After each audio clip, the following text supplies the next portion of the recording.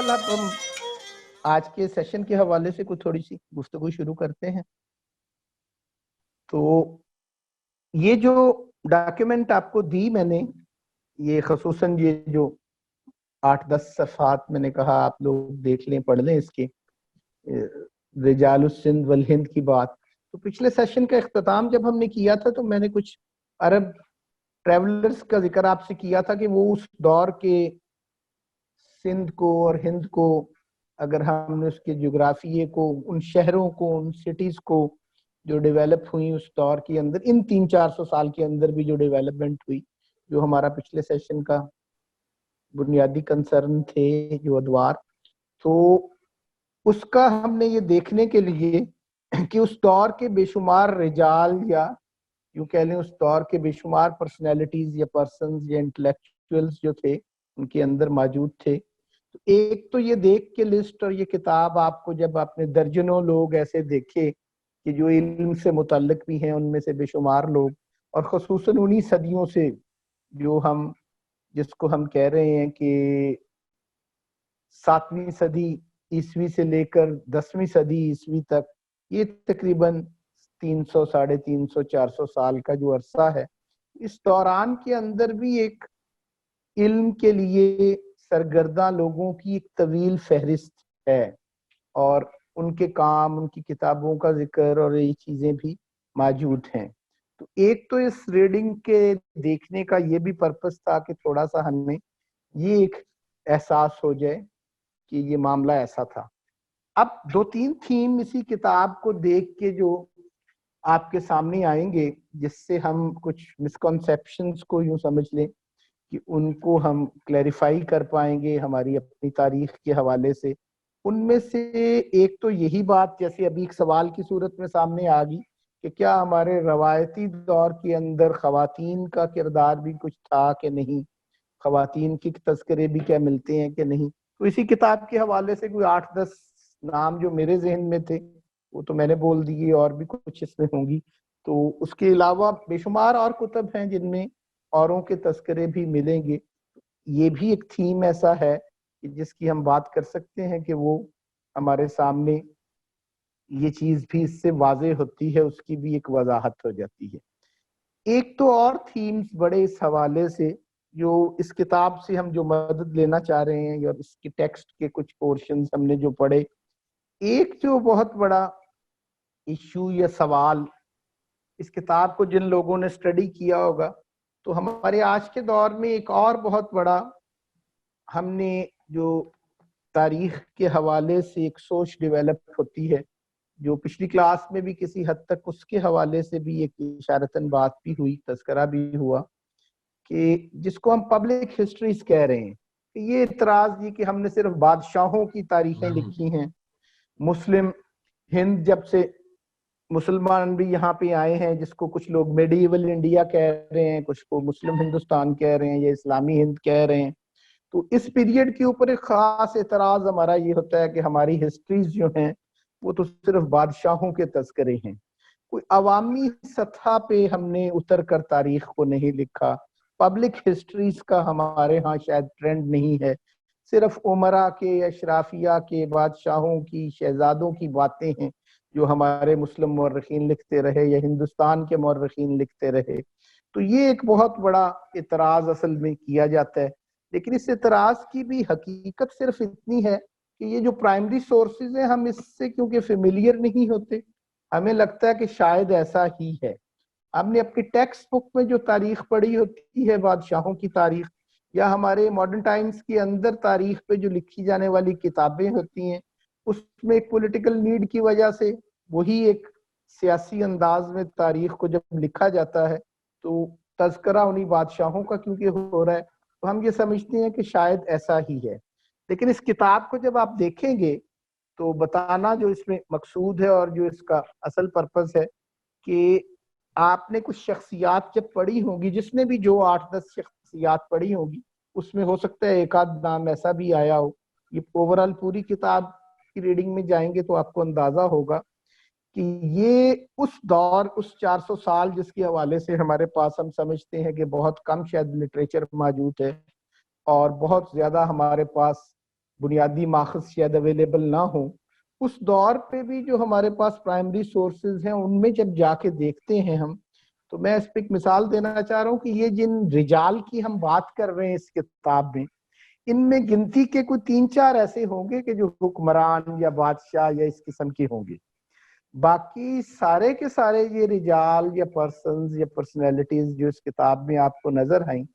ان کی اکثریت عامت الناس ہے، عام لوگ ہیں. یہ پبلک ہسٹری ہے،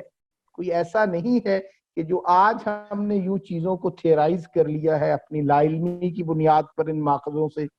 ان سورسز سے، کہ ہمارے ہاں پبلک ہسٹریز کا ٹرینڈ نہیں تھا اور اب ہم پبلک ہسٹریز لکھ رہے ہیں. یہ ایک جنرلائزیشن ہے، اوور جنرلائزیشن ہے جو ہمارے آج کے مورخین کر دیتے ہیں. اوریجنل سورسز کی طرف جا کے دیکھا جائے تو وہ پبلک ہسٹریز موجود ہیں،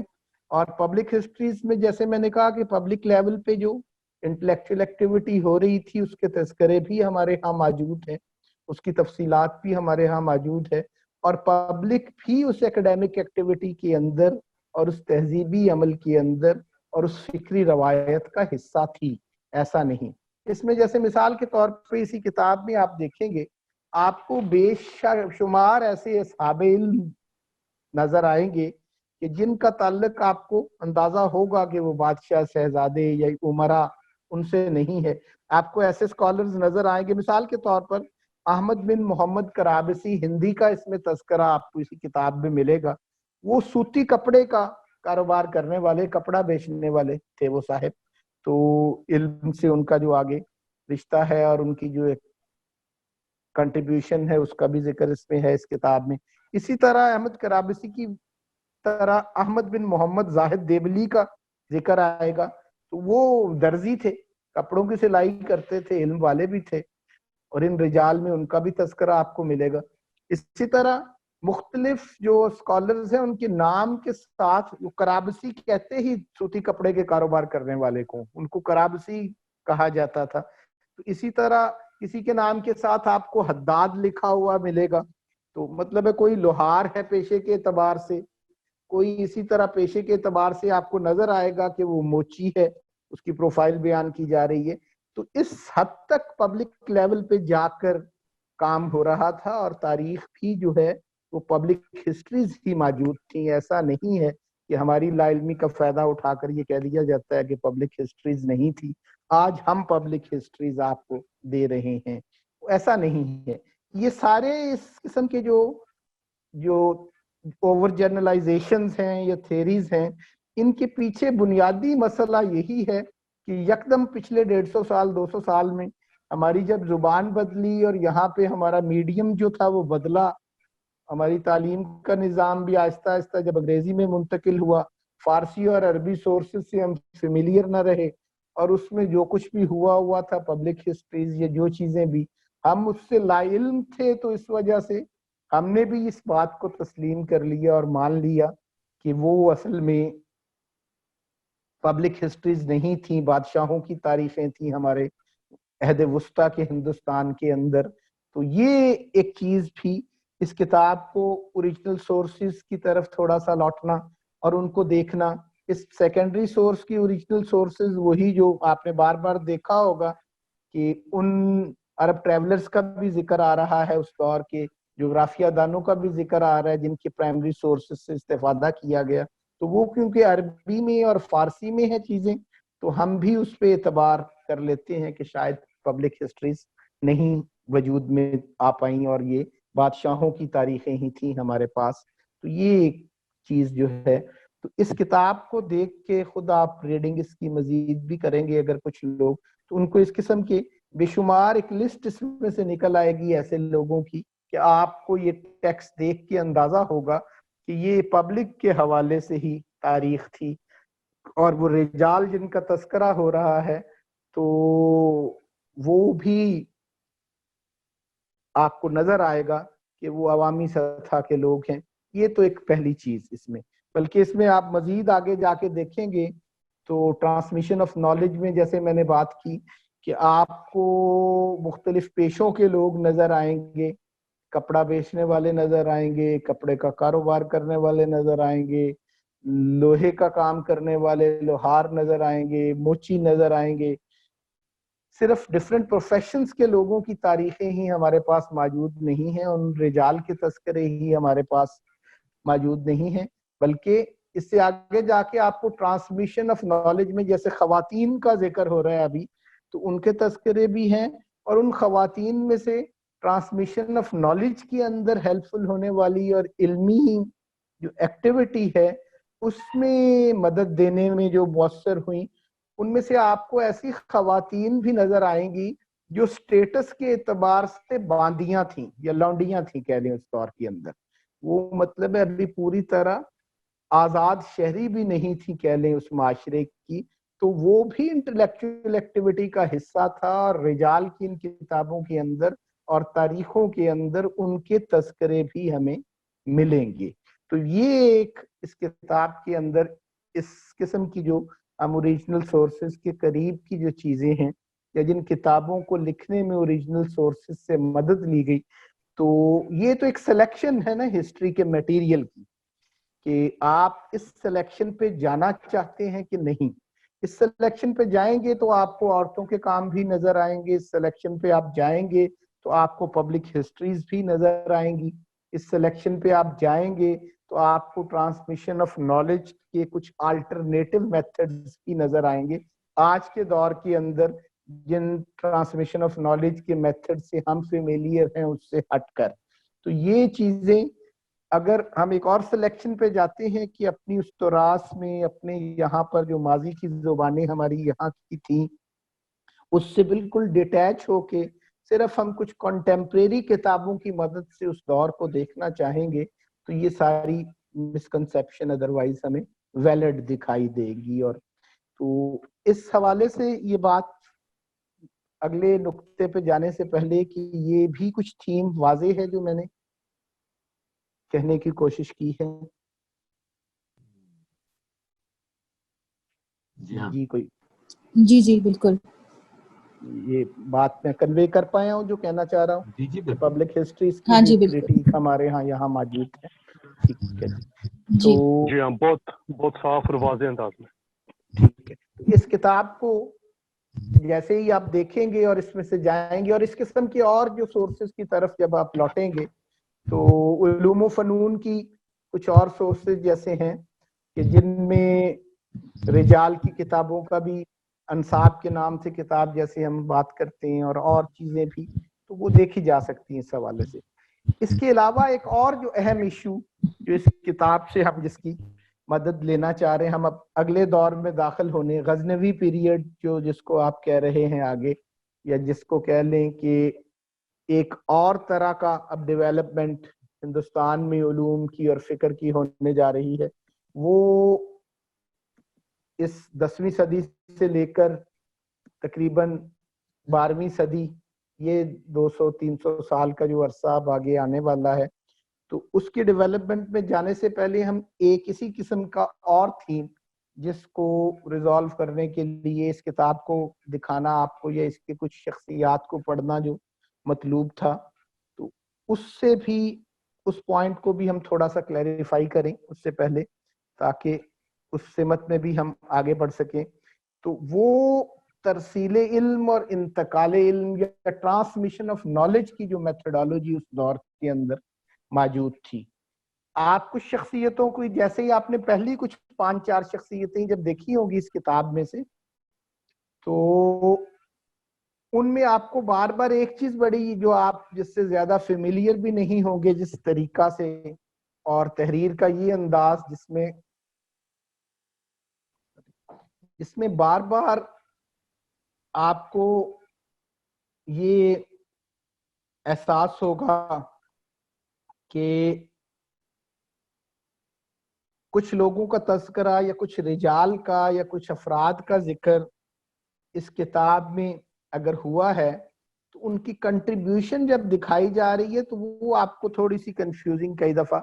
دکھائی دے گی کہ ان کی کنٹریبیوشن شاید بہت تھوڑی ہے یہ اور ان کا تذکرہ کر دیا گیا, یا پھر وہ کنٹریبیوشن جب دکھاتے ہوئے آپ کو یہ نظر آئے گا کہ وہ یہ بتایا کہ اس فلاں شخص نے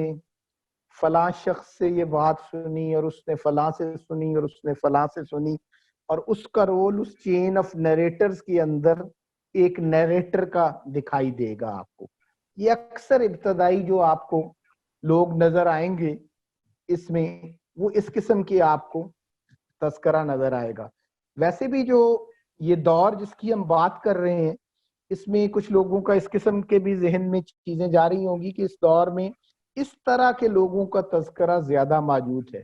یا دوسرے لفظوں میں یہ سمجھ لیں کہ جن سے کچھ روایتیں آگے منتقل ہو رہی ہیں.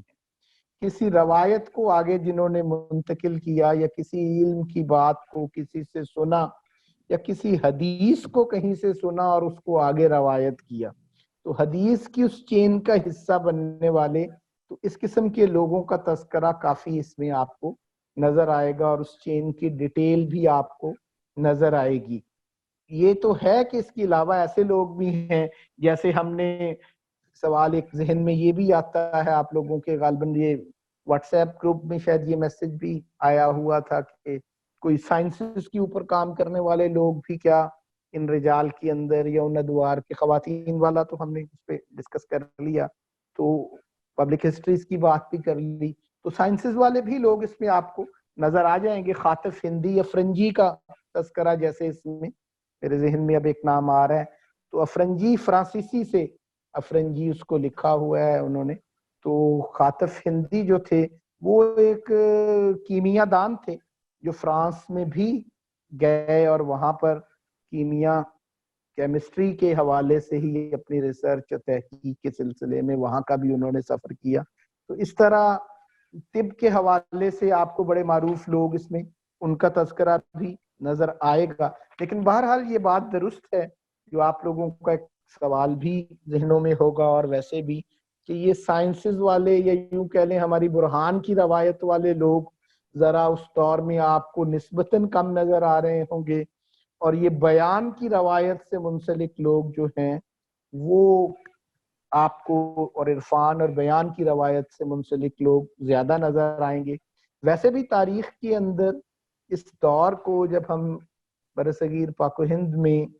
ٹرانسمیشن آف نالج اور پروڈکشن آف نالج کی بات کر رہے ہیں، تو یہ والا جو دور ہے خصوصاً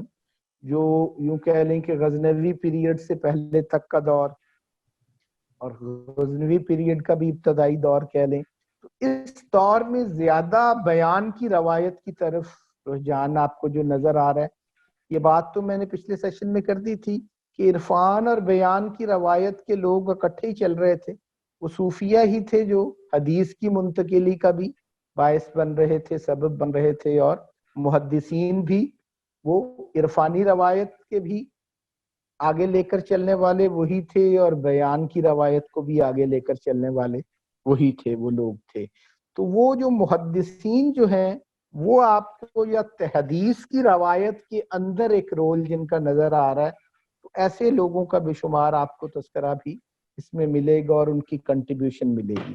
میں تھوڑا سا اس سیشن میں ہم اس پہ بھی بات کرنا چاہیں گے کہ ٹرانسمیشن آف نالج کے اندر یہ جو کنٹریبیوشن تھی، یہ بھی کوئی بہت زیادہ مطلب ہے اس کو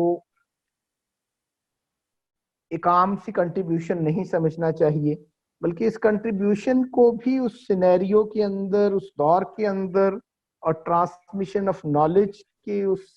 پروسیس کے اندر دیکھنے اور سمجھنے کی ضرورت ہے. مطلب اس ماحول کو آپ تھوڑا سا ویژولائز کریں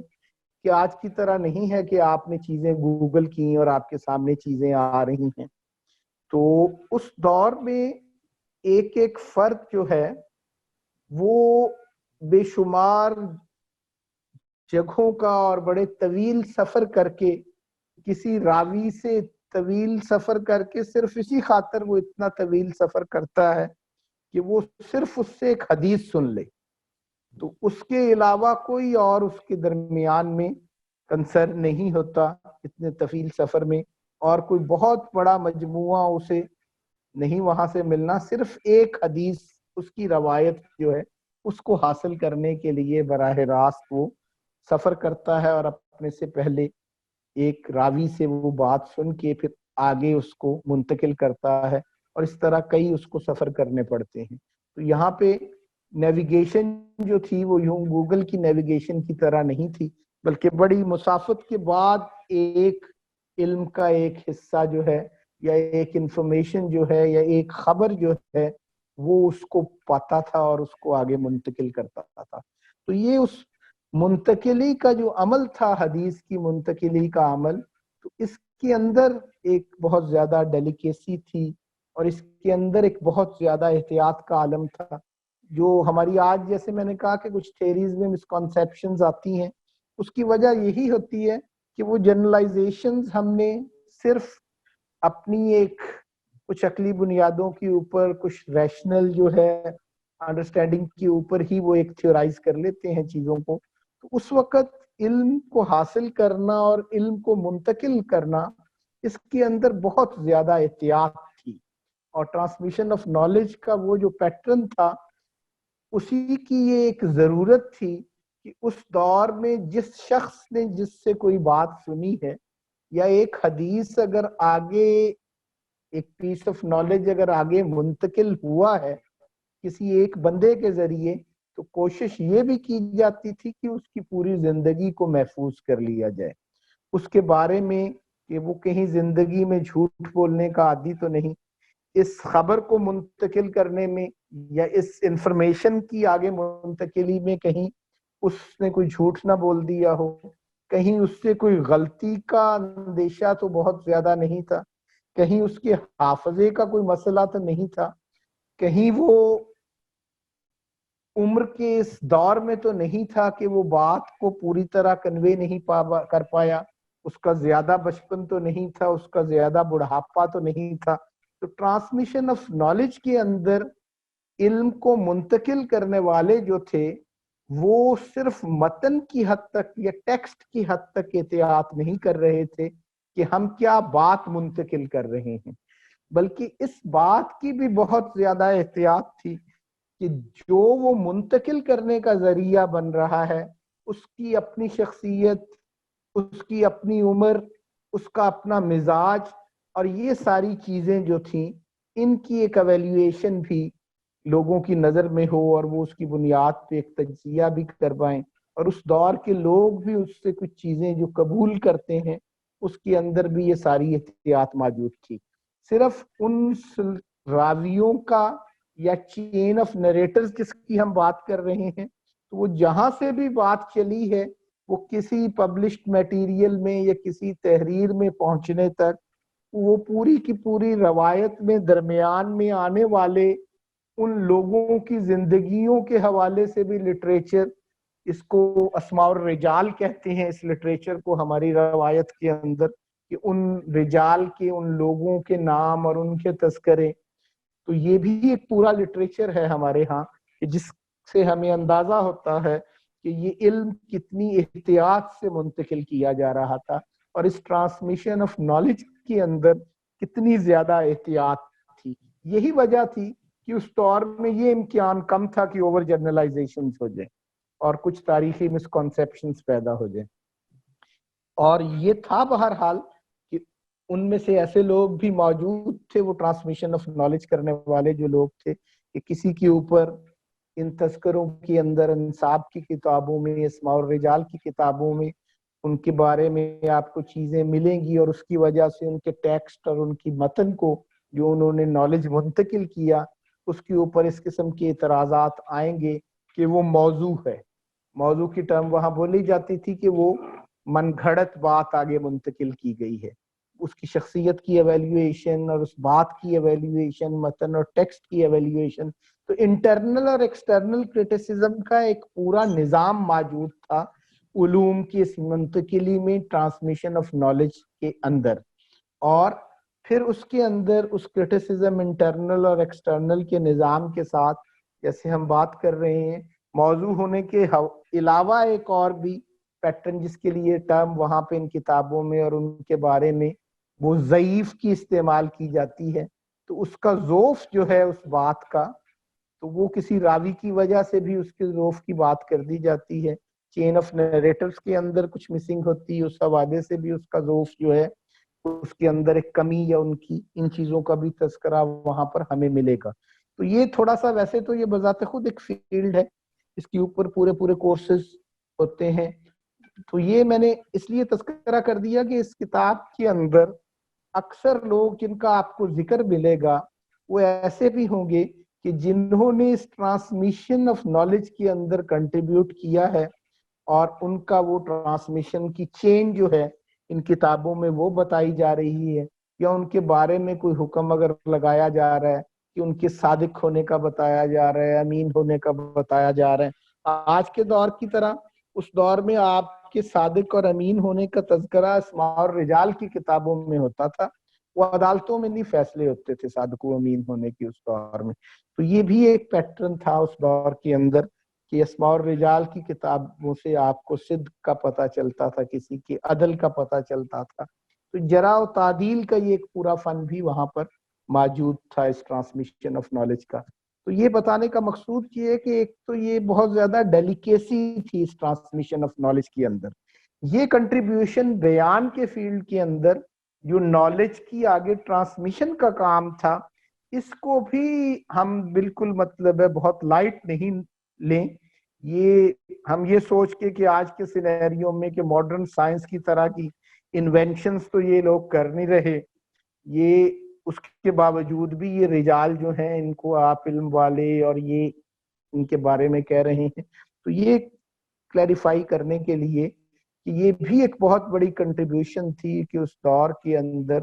علم کی منتقلی کے اندر اور نالج کے ایک ٹرانسمیشن کے اندر ان لوگوں نے جو کردار ادا کیا، اور اس میں وہ جتنے محتاط تھے اور جتنی وہ احتیاط کرنے والے تھے.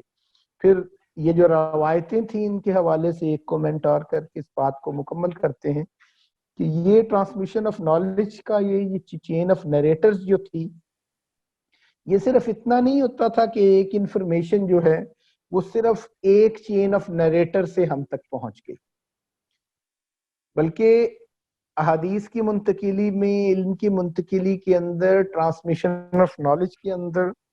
یہ چین آف نیریٹرز کی تعداد سے بھی بات کی آتھینٹسٹی پہ فرق پڑ جاتا تھا. مثال کے طور پہ ٹرانسمیشن کے حوالے سے چینز آف نیریٹرز کے اعتبار سے بھی ایک کیٹیگری بنائی جاتی ہے، اور اس کے اندر ہم یوز کرتے ہیں خبر کی قسمیں، اور اس میں خبر مشہور، خبر عزیز، خبر غریب اور خبر احد اس قسم کی ٹرمز بولی جاتی ہیں، خبر متواتر. تو یہ بھی کچھ ٹرمز ہیں جو ٹرانسمیشن آف نالج میں چینز آف نیریٹر کی تعداد کے اعتبار سے بولی جاتی ہیں. تو خبر مشہور جو ہے اس خبر کو کہا جاتا ہے، یا متواتر خبر جو ہے ٹرانسمیشن آف نالج کی ایک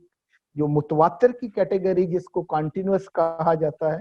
اس کے اندر ایک یہ بھی ہے کہ اگر وہ چینز آف نیریٹر مور دین 9 ہوں، مطلب ہے 9 تک یا 9 سے زیادہ ہوں، تو یہ ایک چین آف نیریٹر کی کیٹیگری بنتی ہے جو سب سے زیادہ آتھینٹک جو ٹرانسمیشن آف نالج سمجھی جاتی ہے وہاں پر. پھر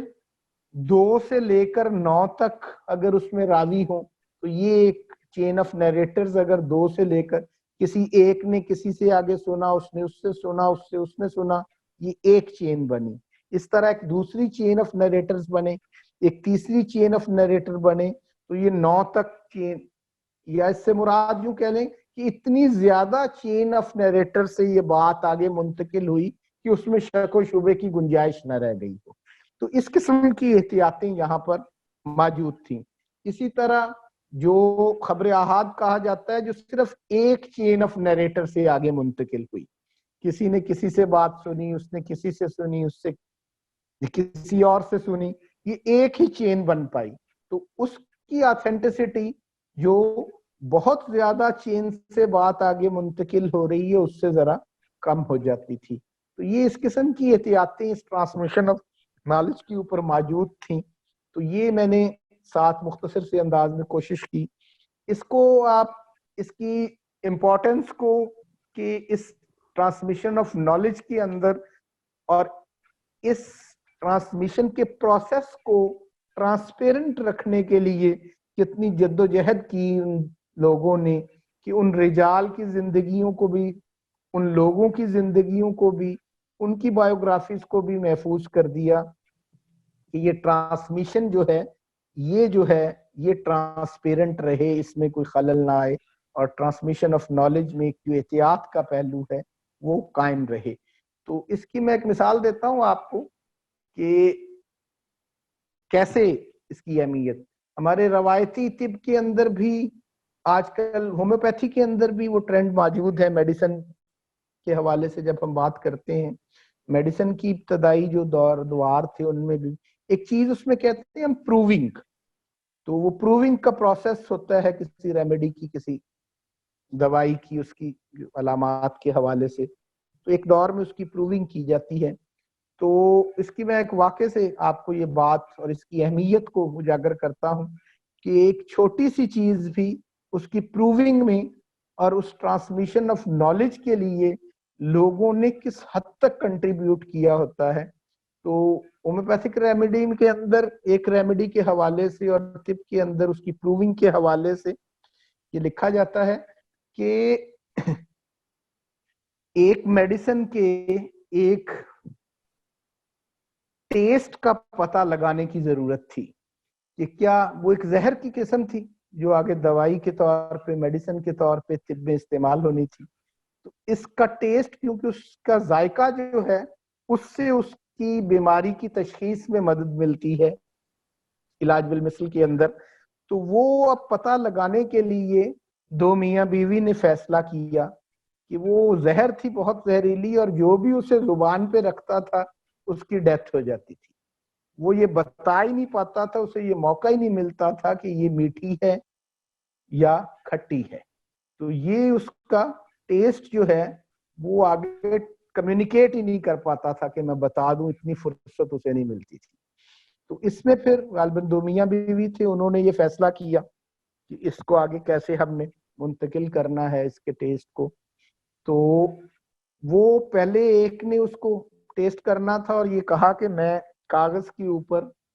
اس کا نام لکھنے کی کوشش کروں گا یا اس کا پہلا لفظ لکھ دوں گا اگر موقع نہ ملا تو اس کو ٹیسٹ کر کے. تو وہ انہوں نے جب لکھا تو وہ ایس لکھ دیا. اب ایس سے سویٹ بھی بنتا تھا، ایس سے سور بھی بنتا تھا. اب وہ میٹھی ہے یا کھٹی ہے یہ فیصلہ نہ ہو پایا. تو اب وہ پھر اس کی وائف نے پھر دوبارہ یہ کہ اب اگلا حرف میں لکھ دوں گی. تو وہ دوسرا حرف اس نے جب ٹیسٹ کر کے لکھ پائی تو اس سے طے ہوا اور اس کی پروونگ ہو سکی کہ یہ سویٹ ہے، یہ سار ہے. تو علم کی منتقلی کا جو سفر ہے وہ کئی دفعہ بہت بڑی قربانیاں مانگتا ہے. اس قسم کے مطلب واقعات جیسے میں نے یہ بتا دیے، اس قسم کے ہماری اسلامی روایت کے اندر بھی یہ علم منتقل کرنے والے، یہ جن سندھیوں کا تذکرہ نظر آ رہا ہے آپ کو، جن ہندیوں کا تذکرہ نظر آ رہا ہے، حدیث کی روایت کے اندر کہیں پر یہ پلیس ہو رہے ہیں اور کسی چین آف نیریٹر کو یہ مکمل کرنے کا باعث بن رہے ہیں. اور اس میں آپ کو یہ بھی نظر آئے گا محمد بن حنفیہ کی والدہ کا تذکرہ اس کے اندر آپ کو نظر آئے گا اسی کتاب کے اندر. تو وہ بھی سندھ سے ہی تھی، وہ بھی اسی قسم کی چینز آف نیریٹر کے اندر ان کا تذکرہ آپ کو ملے گا. تو اسی طرح اور بھی آپ کو لوگوں کا تذکرہ نظر آئے گا کہ جنہوں نے یا جن کے بارے میں یہ تذکرہ ملے گا کہ انہوں نے اپنی آزاد کردہ باندیوں سے علم حاصل کیا، اپنی آزاد کی ہوئی لونڈیوں سے بھی علم حاصل کیا. تو مطلب ٹرانسمیشن آف نالج کے اندر آپ کو یہ بھی ایک طرف نظر آ رہا ہے، اور پھر ان لوگوں کی جو جد و جہد ہے کہ انہوں نے جو طویل سفر کیے ایک چھوٹے سے علم کے حصے کو پانے کے لیے اور اس کو آگے منتقل کرنے کے لیے. تو اس بات کو ہم صرف اس بنیاد پہ نظر انداز نہیں کر سکتے ان لوگوں کی اور اس دور کی کنٹریبیوشن کو کہ وہ امپیریکل نالج کے حوالے سے وہاں پر ہمیں کوئی بہت انٹلیکچوئلز نظر نہیں آ رہے، تو یہ دور شاید غیر اہم ہے. تو بیان کی جو روایت بھی ہے اور اس میں ٹرانسمیشن آف نالج کی جو وہ میتھڈالوجی ہے، یہ تو ایک دور ہوتا ہے نا. اس 150 سال کے اندر یا اس 200 سال کے اندر امپیریکل سٹڈیز بہت زیادہ ہمیں اہم نظر آ رہی ہیں. ہو سکتا ہے 100-200 سال بعد ہمیں یہ یوں اہم نظر نہ آئیں. تو اس دور کے اندر یہ بیان کی روایت کی جو اہمیت تھی اس میں ٹرانسمیشن آف نالج کی اپنی میتھڈالوجیز تھیں، تو ان آلٹرنیٹو میتھڈز پہ بھی نظر ہونی چاہیے اور انٹلیکچوئل ہسٹریز کو دیکھتے ہوئے ان کنٹریبیوشنز کو بھی نظر انداز نہیں کرنا چاہیے اور ان ادوار کو بھی نظر انداز نہیں کرنا چاہیے. تو یہ ایک اور تھیم تھا کہ جو اس کتاب سے ہمیں کلیریفائی ہوتا ہے ان شخصیتوں کی زندگی پڑھ کے، اور اس میں جس احتیاط سے وہ لکھ رہے ہیں کہ اس نے فلاں سے، اس نے فلاں سے اور اس نے فلاں سے سنا. تو کئی دفعہ کسی بندے کی زندگی کا جس کا تذکرہ آ رہا ہے اس کی کنٹریبیوشن محض اتنی ہوتی ہے اگر آج کی زبان میں کہیں کہ اس نے ایک بات کسی سے سن کے شاید آگے منتقل کی ہے، لیکن وہ منتقلی کا عمل جو ہے کتنا اہم ہوتا ہے اس کی اہمیت میں نے آپ کو ایک پروونگ کے واقعے سے بھی بتائی کہ وہ چھوٹی سی منتقلی کہ صرف اس کے سویٹ یا سار ہونے کا ایک ڈٹرمائن کرنے کے لیے 2 زندگیاں بھی دینی پڑ جاتی تھیں ان لوگوں کو اس دور کے اندر. تو اس کی اہمیت بہت زیادہ تھی جس کو ہم آج کے دور میں محض بیان کی روایت سمجھ کے یا محض ٹرانسمیشن آف نالج سمجھ کے اس کو انڈر ایسٹیمیٹ کر لیتے ہیں یا نظر انداز کر لیتے ہیں. یہ آج جو امپیرکسزم کا گلیمر ہوتا ہے اس کے اندر ہم اس روشنی نے ہمیں اس حد تک چندھایا ہوتا ہے کہ اس ٹرانسمیشن آف نالج کے پروسیس کو ہم بہت لائٹ لے رہے ہوتے ہیں اور سمجھ رہے ہوتے ہیں یہ کیا علمی دور تھا یا اس میں کیا انٹلیکچوئل ایکٹیویٹی ہوئی، یہاں پہ تو کچھ ہو ہی نہیں رہا تھا، نہ کوئی سائنسی ماڈرن سائنس کی جو کرشمے ہیں وہ وہاں پہ ہمیں نظر نہیں آ رہے. تو یہ والی ایک چیز بھی ہمارے ذہنوں میں اس دور کے فرق سے پیدا ہو رہی ہے. تو اس ٹرانسمیشن آف نالج کی جو میتھڈالوجیز تھیں، یہ آلٹرنیٹو میتھڈالوجیز جو تھیں، ان کو بھی دیکھنے کی ضرورت ہے. بے شمار لٹریچر اس پہ آپ کو مل جائے گا سیلف سٹڈی کے لیے بھی. اور پھر جو فارمیشنز آف نالج ہیں، تو تکوین علم جو کہہ لیں یا علم کی جو مختلف فارمیشنز جو ہیں وہ بھی ایگزسٹ کر رہی ہوتی ہیں، تو ان پہ بھی ایک نظر جو ہے اس دور کو دیکھ کے آتی ہے. جی آپ